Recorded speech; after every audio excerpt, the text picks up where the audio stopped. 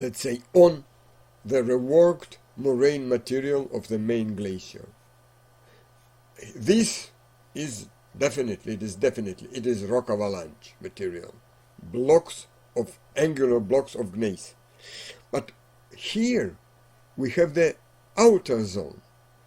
It is neither this one nor that one. It is formed by moraine material, but was emplaced during rock avalanche formation. Another good example, the Kudarab Ledge Dam. It was also proposed that it was formed by end moraine because there is a lot of glacial material and rounded boulders in this body. But let's have a look. It is a headscarp.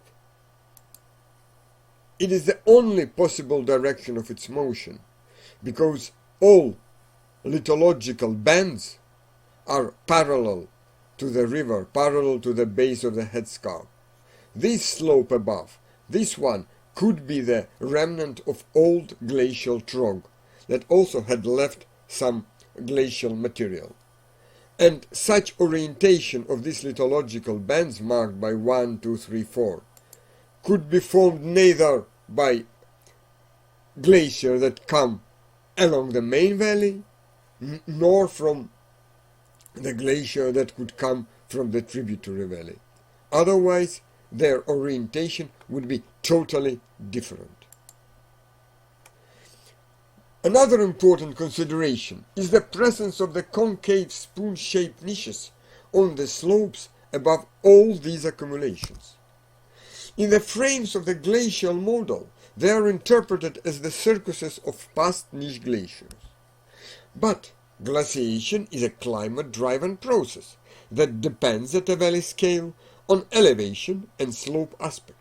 Thus, if niche glacier or Nivation hollow exist on a slope at one side, something similar should be of the same age must exist on the adjacent, similarly facing slopes at the same elevation. Let's look on this site. It is Revak Valley in Pamir. There is one blockage, big one, small one here, another small one here. It was proposed that they could be formed by some glacial process. However, we can see that real young glacial landforms are above the level of the headscarp crones of these slope failures. Here, here, there. And all these are definitely material that came from the slope, driven by gravitation. And especially here it is very clear that this was the orientation of this motion. Another good example, the Shiva Lake in Afghanistan. Researchers who visited the site said that there is a lot of glacial material at least on top of the body. You can see the dam. However, this concave lowering is unique over the whole area. There is nothing similarly young here anywhere. Yes, there is a young rock glacier at its foot, but it is secondary, much more recent feature, while the main body was formed by the collapse of this huge slope. And the last example, it is the about 6 km long upper Kashkasu rock avalanche in central Tian Shan. We see its headscarp much more fresh than the adjacent slopes, and we see this flow-like body which differs significantly from all landforms at the same elevations in the nearby valleys. Let's look here. Here is this area. Very fresh headscarp and landform with very special micro-relief. Nothing similar could be found anywhere else. All these are glacial landforms, while this one is gravitational one. Thus, presence of moraine material in the river damming barriers does not exclude their rockslide origin. Combination of debris accumulations and headscarps just above them proves that most of large natural barriers in the Central Asia river valleys, both existing and bridged, have been formed by rock slides, not by end moraines. Now let's talk about how to distinguish between rock avalanches and rock glaciers. Here are good examples of two rock glaciers in the Chongaksu Valley in northern Tian Shan. This area, by the way, was affected in 1911 by a very large, magnitude more than 8, Kimin earthquake. Visually, from the first glance, they look similar to rock avalanches.